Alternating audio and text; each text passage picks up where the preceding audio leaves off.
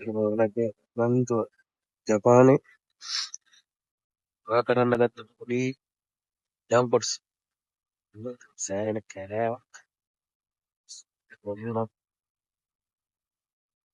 වේගම් එක්ලදී කැර ඇත්තරම පට්ට ලස්සන පේෂන් එක තියෙන්නේ මේ ඔයාලට පෙන්නුවා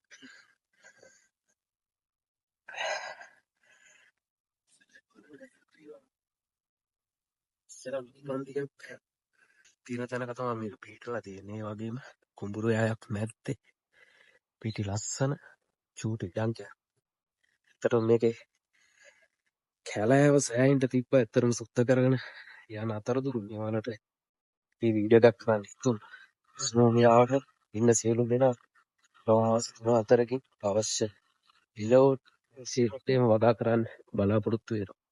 ඇත්තට මේ කැලේ සේරම මන් හිත සුද්ධ කරගෙන යනවා.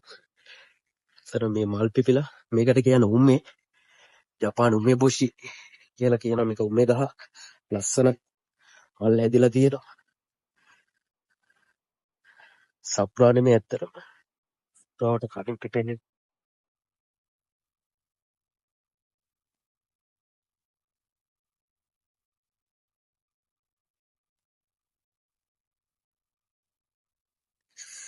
දැන්ට සුද්ධ කරගෙන යනවා.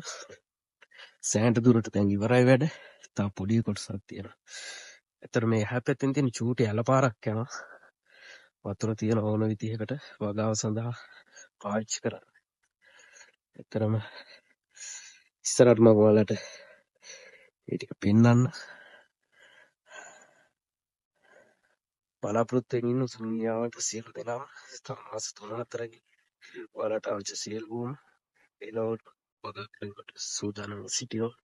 එහෙනම් බොහොම ස්තුතියි. මම මෙතනින් ඉවත් වෙනවා.